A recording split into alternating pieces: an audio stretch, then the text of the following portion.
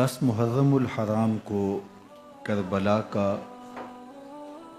واقعہ رونما ہوا تو اس موسم میں اطراف و اکناف عالم میں اس حوالے سے بات ہوتی ہے، ذکر کیا جاتا ہے۔ اہل محبت حضرت امام حسین رضی اللہ تعالی عنہ کے حضور خراج عقیدت اور خراج محبت پیش کرتے ہیں۔ یہ حق و باطل کا معرکہ تھا، جھوٹ اور سچ کا مقابلہ تھا، ظلم اور عدل کا ٹکراؤ تھا، خیر اور شر کی لڑائی تھی، دو نظریات کا تصادم تھا۔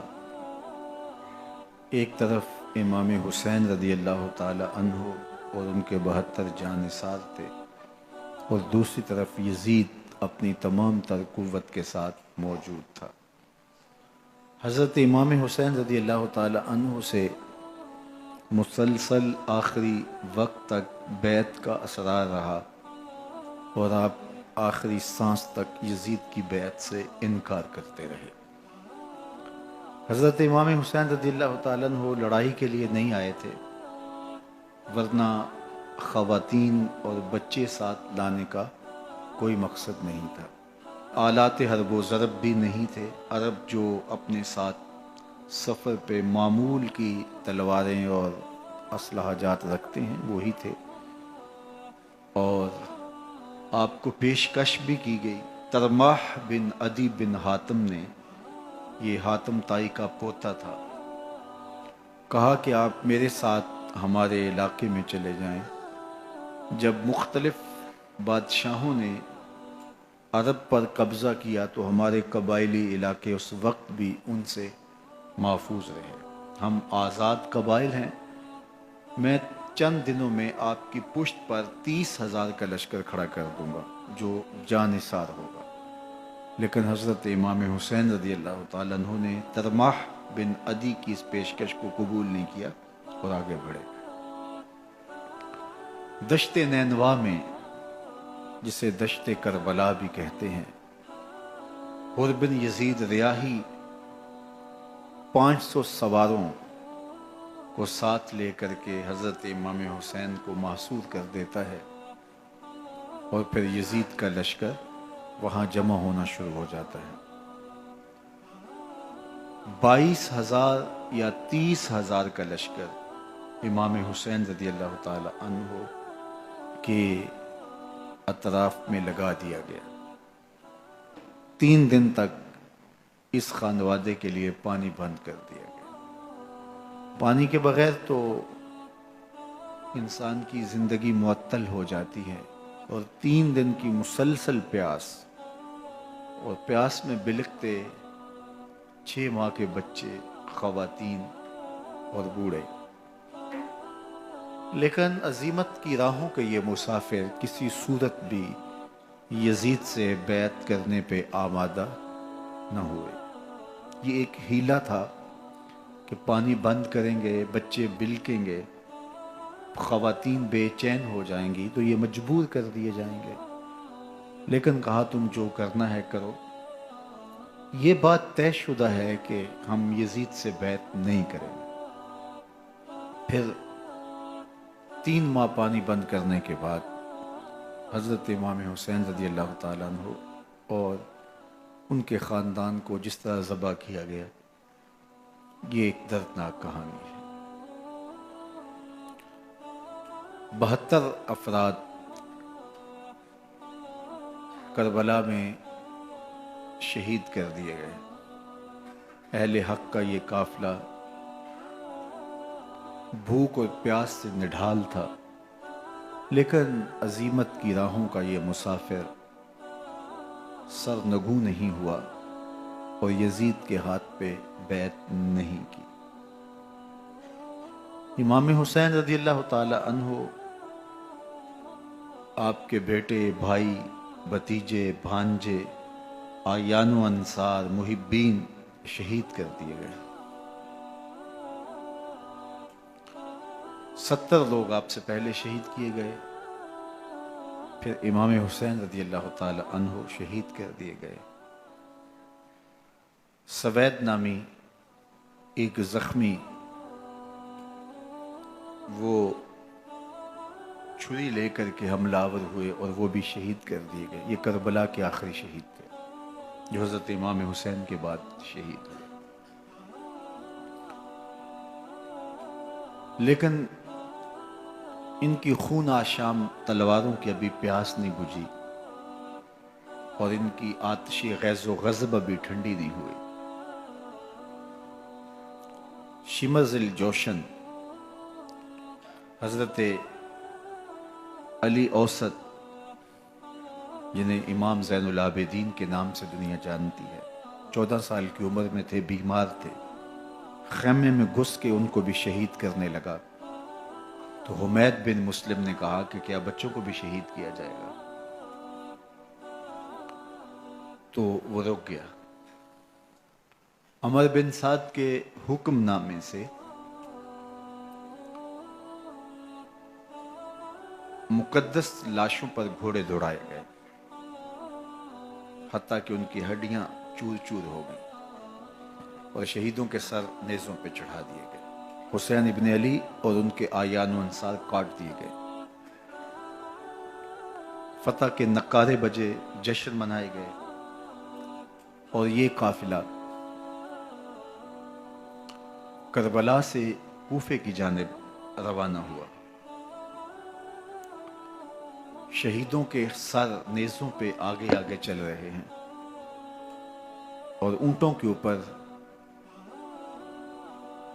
حضور کی بیٹیاں، حضور کی شہزادیاں اور حضرت امام زین العابدین کو باندھا گیا ہے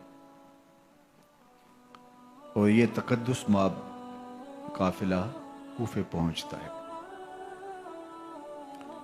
ابن زیاد بہت خوش تھا کہ جیسے اس نے کوئی بہت بڑا کام کر لیا ہو.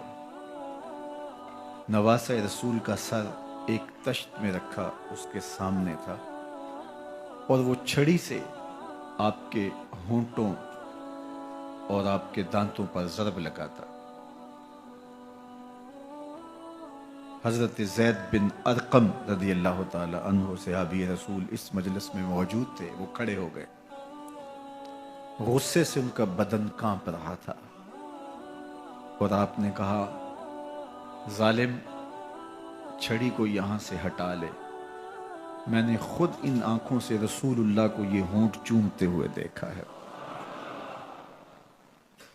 ابن زیاد غصے میں بپھرا ہوا بولا، اگر تو بوڑھا نہ ہوتا تو میں تیری گردن اڑا دیتا. حضرت زید بن ارقم روتے ہوئے دربار سے باہر نکلے اور ساتھ اہل کوفہ کو مخاطب کر کے کہا کہ اہل کوفہ، تم نے حسین ابن علی کو شہید کر دیا اور ابن مرجانہ کے غلام بن گئے. حضرت زینب سلام اللہ علیہا ایک کونے میں بیٹھی تھی، پرانے کپڑوں میں ملبوس. ایک وہ وقت بھی تھا کہ سیدہ زینب سلام اللہ علیہا جب کوفے میں آئیں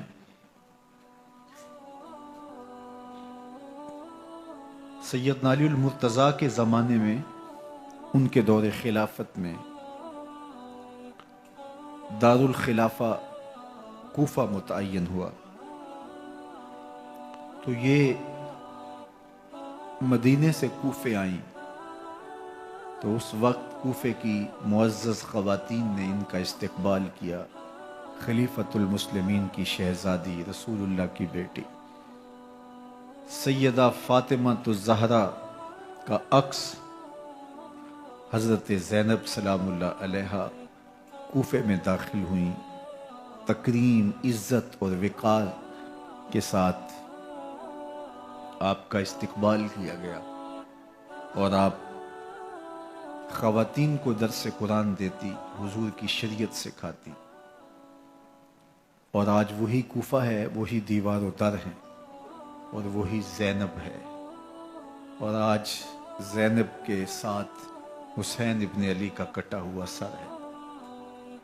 پرانے کپڑوں میں ملبوس حضرت زینب سلام اللہ علیہ آج اسی کوفے میں داخل ہوئی ہے۔ دارالامارت کے ایک کونے میں تشریف فرما ہے کہ ابن زیاد پوچھتا ہے یہ خاتون کون ہے؟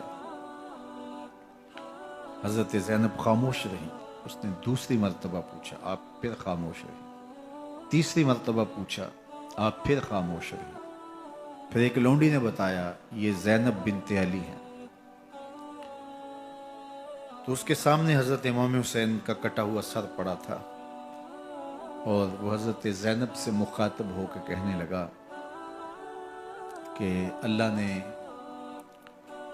تمہیں شکست دی اور یزید بن معاویہ کو فتح عطا کی۔ تو حضرت زینب سلام اللہ علیہ پھر دربار ابن زیاد میں ایک خوبصورت خطبہ عطا کیا۔ زینب بول رہی تھی، لگ رہا تھا مولا کائنات بول رہے ہیں۔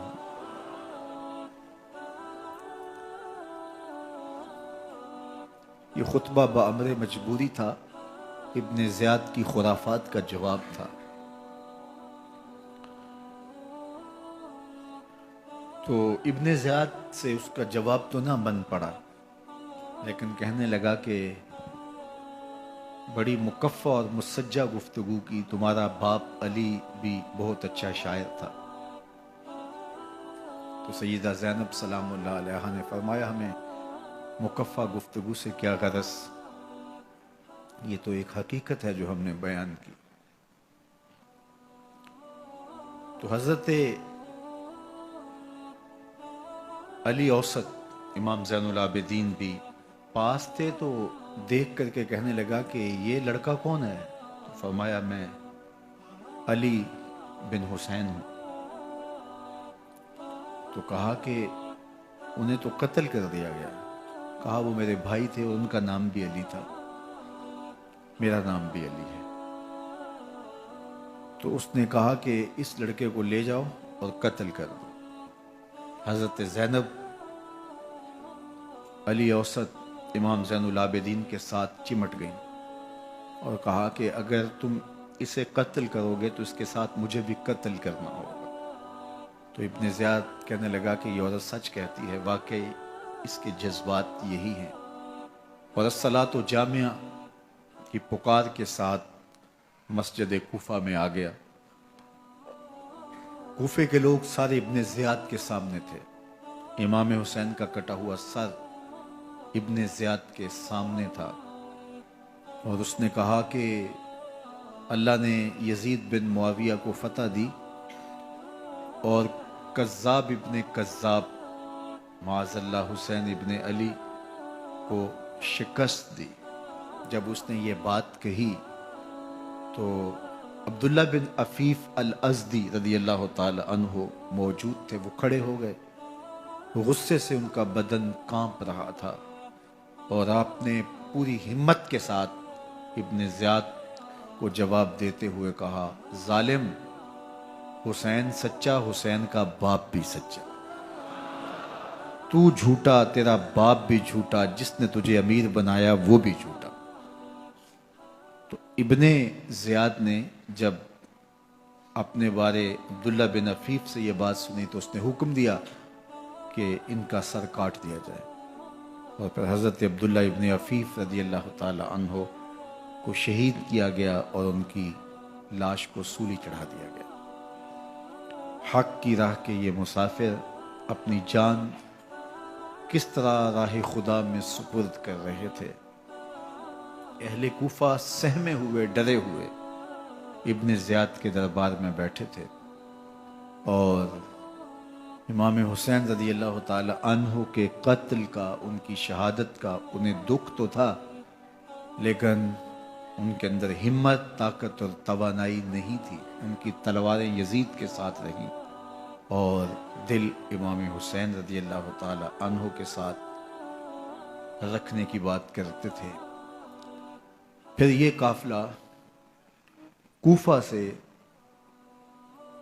چلتے چلتے دمشق کی جانب عازم سفر ہوا. ایک اونٹ پہ تین لوگوں کو سوار کیا گیا تھا. امام زین العابدین کو سوار بھی کیا گیا اور بدن پر زنجیریں بھی باندھی گئی. جکڑ کر کے سواری پہ بٹھایا گیا.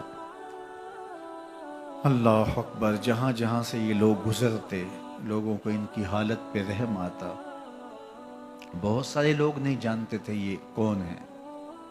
عمومی طور پہ راستوں میں یہی بتایا گیا کہ کچھ باغی لوگ ہیں جنہوں نے حکومت سے بغاوت کی تو ان کے کیفر کردار تک پہنچا دیا گیا. راستے میں ایک گرجا گھر آیا اور وہاں یہ لوگ رات رکتے ہیں. گرجا گھر کی دیوار پہ لکھا ہوا تھا اترجو امت قتلت حسینا شفاعت جدہ یوم الحساب. کیا وہ امت جنہوں نے حسین ابن علی کو شہید کیا قیامت کے دن انہی کے نانے سے شفاعت مانگیں گے؟ کس منہ سے شفاعت طلب کریں گے؟ اسی حسین ابن علی کے نانا سے جن کے بیٹے کو، جن کے شہزادے کو، نواسے کو ان لوگوں نے شہید کیا. جب یہ تقدس مآب قافلہ دمشق پہنچا تو راستے میں ایک شخص قرآن مجید کی تلاوت کر رہا تھا. اپنے مکان کی چھت پہ بیٹھ کے تلاوت کر رہا تھا اور یہ قافلہ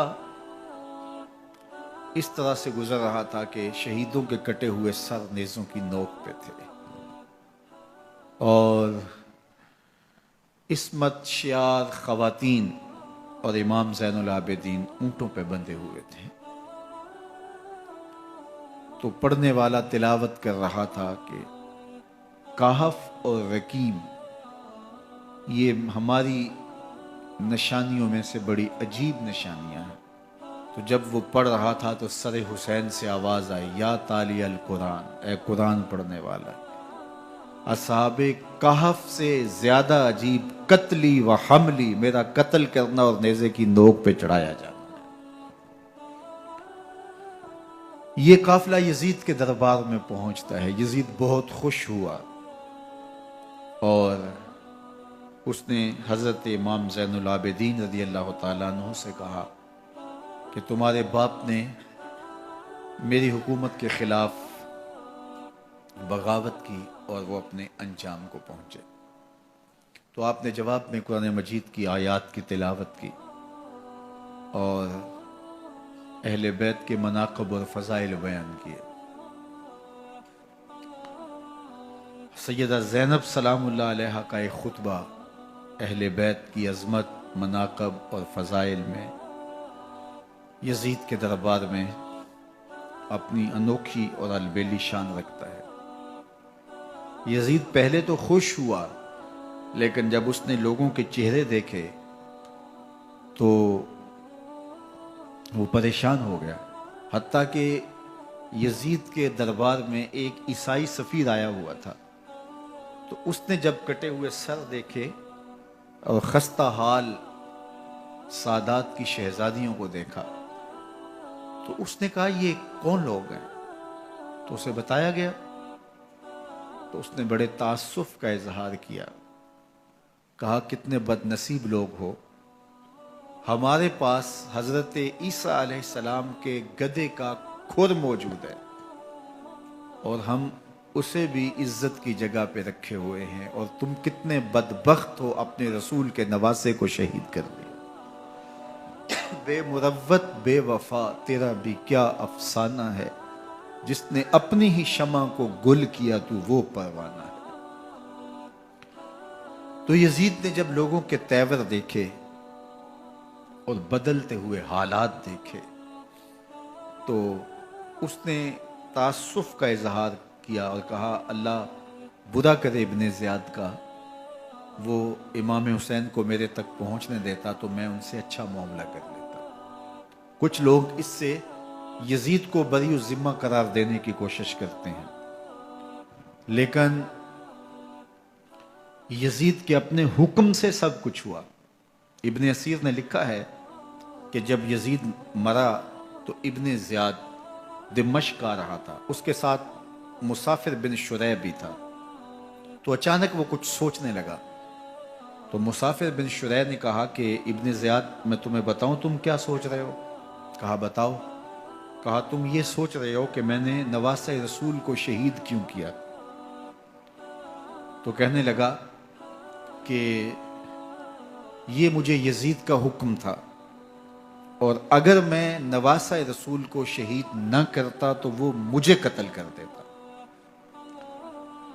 اور جب مسلم بن عقبہ کو مدینہ المنورہ کی حرمت کو پامال کرنے کے لیے اور حضرت عبداللہ ابن زبیر رضی اللہ تعالیٰ عنہ کی خلافت کے اعلان کے بعد مکہ المکرمہ پر حملے کے لیے جو یزید نے بھیجا، تو اس سے قبل اس نے ابن زیاد کو کہا کہ یہ کام تم کرو۔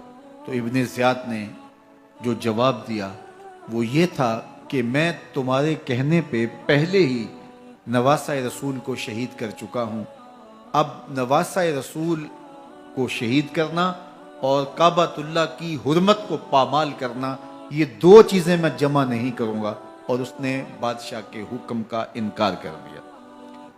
تو یزید نے امام حسین رضی اللہ تعالیٰ عنہ کی شہادت کا حکم دیا تھا ابن زیاد کو، اور یہ دو گواہیاں میں نے ابن زیاد سے آپ کے سامنے رکھی۔ باقی اس کا یہ سیاسی پینترا کہ وہ تعصب کا اظہار کرے، تو قاتل کی پشیمانی مقتول کی اہمیت تو بڑھا سکتی ہے، لیکن قاتل کے دامن سے قتل کا داغ نہیں دھو سکتی۔ تو حضرت امام حسین رضی اللہ تعالی عنہ کا قتل یزید کو اب نظر آ رہا تھا مجھے بہت مہنگا پڑے گا، آخرت تو برباد ہوئی ہی ہوئی، دنیا بھی میں نے برباد کر لی، اور میری حکومت بھی مستحکم نہیں رہ سکے گی۔ تو اب اس نے یہ کہنا شروع کر دیا کہ خدا برا کرے ابن مرجانہ کا کہ وہ راستہ دے دیتا اور امام حسین کو میرے تک پہنچ دیتا۔ حضرت امام زین العابدین سے اب وہ لجاجت کرنے لگا اور کہنے لگا کہ حضرت آپ کچھ ارشاد فرمائیے۔ تو آپ نے تین چیزیں ارشاد کی۔ آپ نے فرمایا ایک تو ہمیں خیریت سے مدینے بھیج دو، اور دوسری بات کہ قاتلان حسین کو ان کے کیفر کردار تک پہنچاؤ، اور تیسری بات مجھے دمشق کی جامعہ مسجد میں خطبہ جمعہ کی اجازت دو۔ اس نے کہا کہ خطبہ جمعہ کی اجازت بھی دیتا ہوں، آپ کو خیریت سے مدینہ المنورہ بھی روانہ کر دیا جائے گا، لیکن قاتلان حسین کو کیفر کردار تک پہنچانا یہ میرے بس میں نہیں ہے، یہ ممکن نہیں ہے۔ اب مجھے بتائیے، حاکم وقت ہو اور اتنا بڑا سانحہ اور واقعہ ہو گیا ہو، تو وہ وہیں کھڑے کھڑے معذرت کر لے کہ یہ اس بات کو رہنے دو، تو اس کا مطلب سمجھنے میں کسی بھی باشعور شخص کو دیر نہیں لگتی۔ اسے چاہیے تھا کہ وہ کہتا کہ میں اس کی تحقیق کروا کے جو بھی مجرم ہے وہ کیفر کردار تک پہنچے گا، اور آپ نہ بھی کہتے تو یہ میں کرتا چونکہ میں حاکم وقت ہوں، لیکن اس نے فوراً کہا کہ یہ ممکن نہیں ہے۔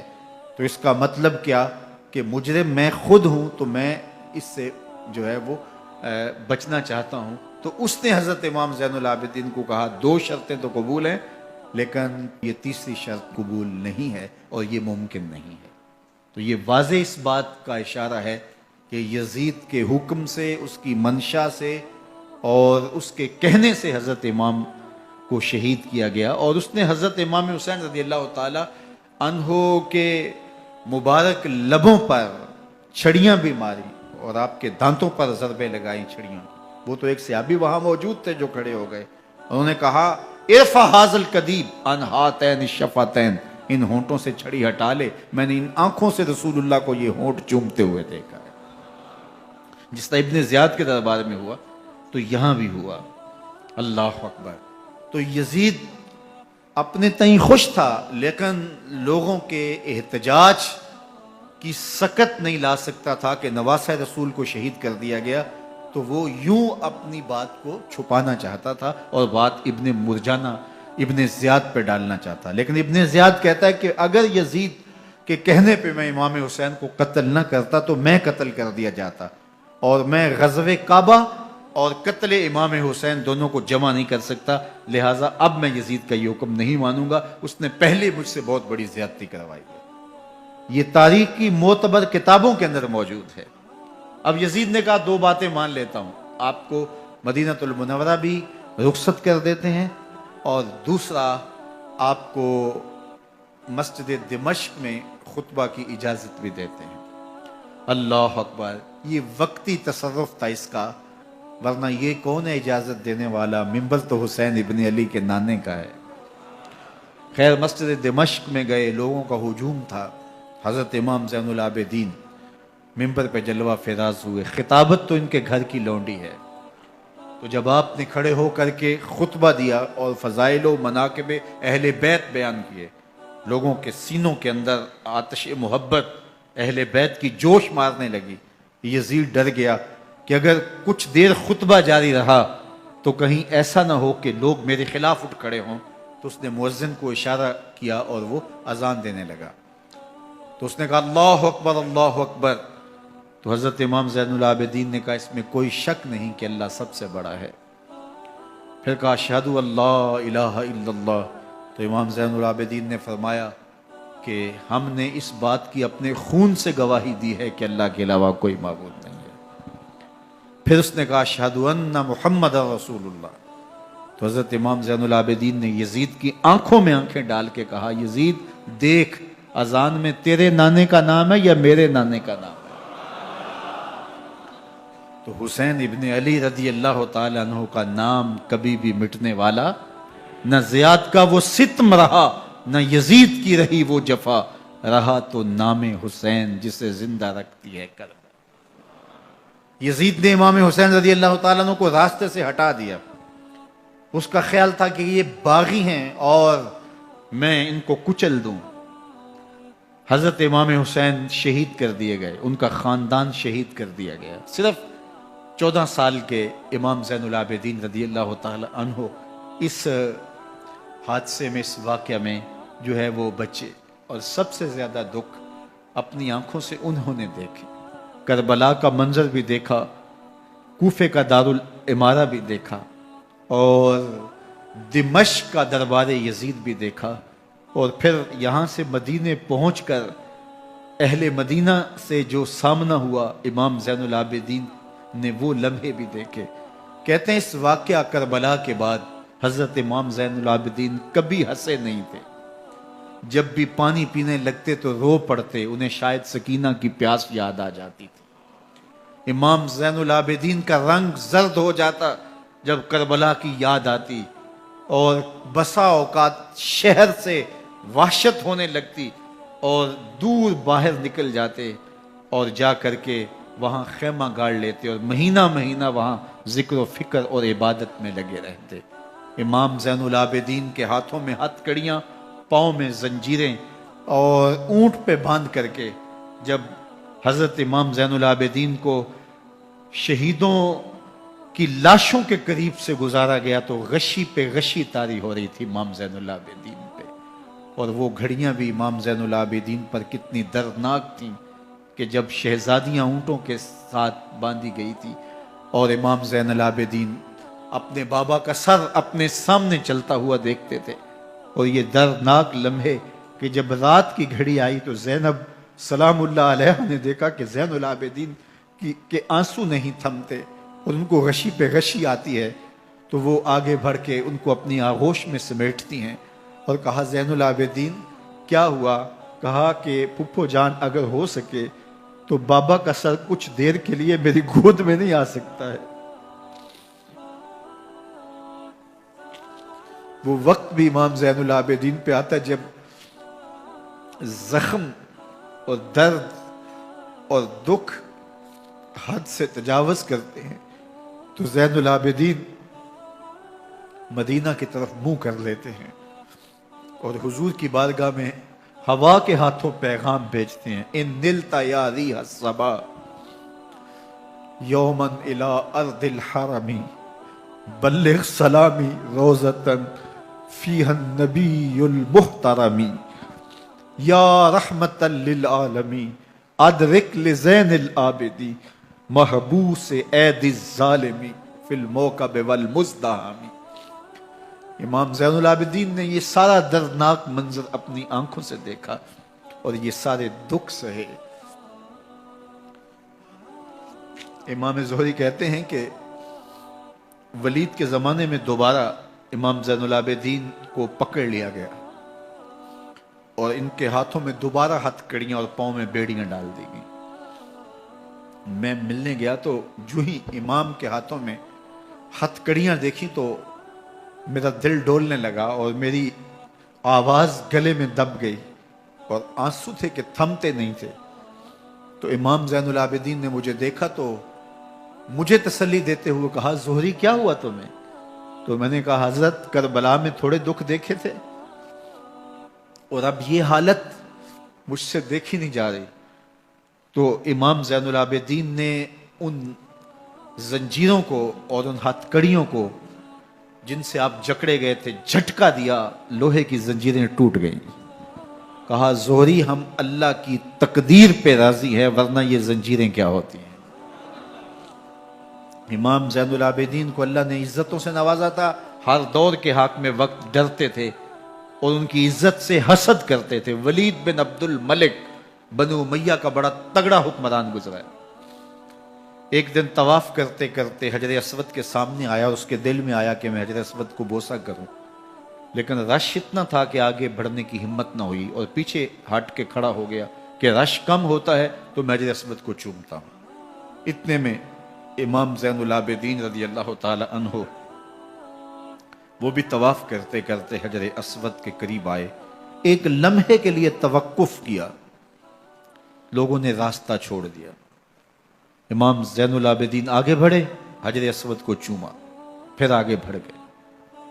ولید بن عبد الملک کو بڑا غصہ آیا کہ لوگوں نے میرے لیے تو راہیں نہیں چھوڑی اور زین العابدین کے لیے راہیں چھوڑ دی ہیں۔ تو وہ اپنے درباری شاعر کو، فرزدق کو جو اس کے ساتھ کھڑا تھا، اس کو پوچھتا ہے من ہاذا، یہ کون ہے؟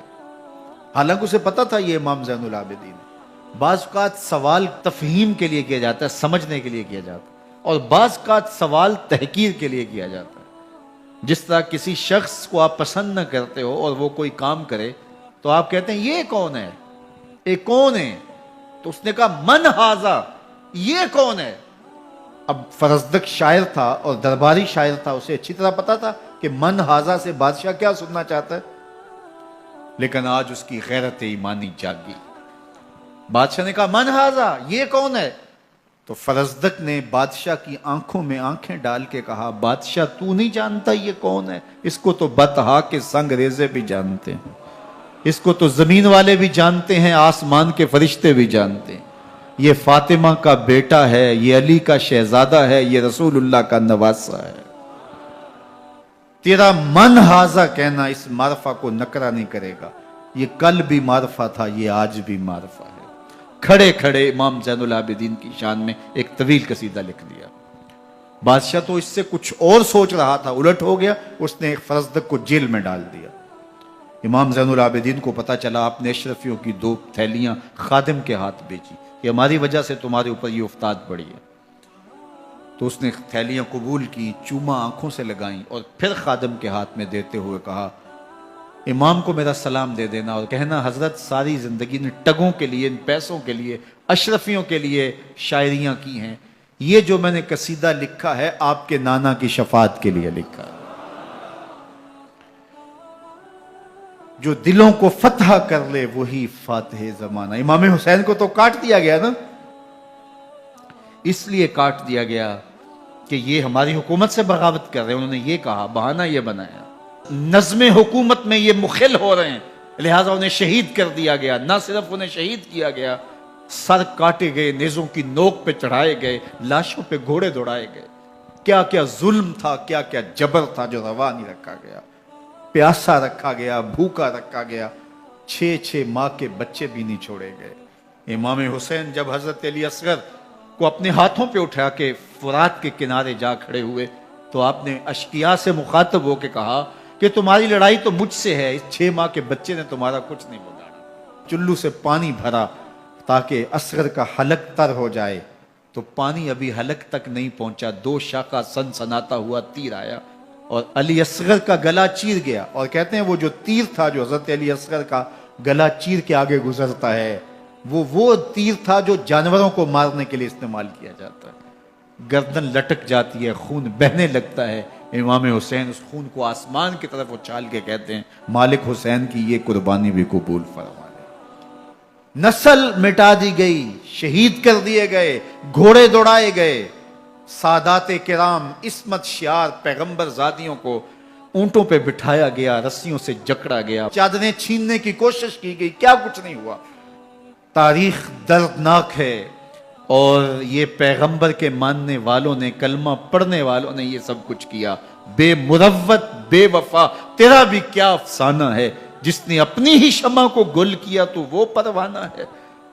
لیکن یزید کی دلیل یہ تھی کہ یہ حکومت کا نظم چلتا ہے، اسے چلنے دیا جانا چاہیے، انہوں نے کیوں رکاوٹ ڈالی ہے، لہٰذا یہ باغی ہیں، ان کو کاٹ دیا جائے۔ میں کہتا ہوں امام حسین کو شہید کر دیا گیا، ان کے اعیان و انصار کو شہید کر دیا گیا، پورے خاندان کو پیاسا رکھ کے ذبح کر دیا گیا، 6 ماہ کے بچے بھی نہیں چھوڑے گئے، 80 سال کے بوڑھوں کو بھی شہید کیا گیا، خواتین کو اونٹوں پہ بٹھایا گیا، اور گلی گلی عصمت معاب پیغمبر رحمت کی شہزادیوں کو کوفے اور دمشق کے بازاروں کے اندر بھرایا گیا۔ تو مجھے بتائیں اس کے بعد یزید کی حکومت نے کیا کیا، ان کا کیا کارنامہ تھا؟ کتنے محدث پیدا ہوئے، کتنے مفکر پیدا ہوئے، کتنے جرنیل پیدا ہوئے، کتنے صوفی پیدا ہوئے؟ کون تھا جو ان کے تخت و تاج اور ان کی حکومت جس کو بچانے کے لیے اتنا بڑا حادثہ کر دیا اور پیغمبر کے بیٹوں کو شہید کر دیا؟ تو کیا پھر اس حکومت نے کیا؟ یزید نے، یزید کا اپنا بیٹا تخت پہ بیٹھنے کے لیے تیار نہیں تھا۔ 6 ماہ کے بعد اس کی لاش گھر سے نکلی، اس نے کہا کہ یہ تخت جو ہے وہ آل رسول کے خون پہ بنا ہے، میں اس پہ نہیں بیٹھوں گا، اور رسوا ہو گئے۔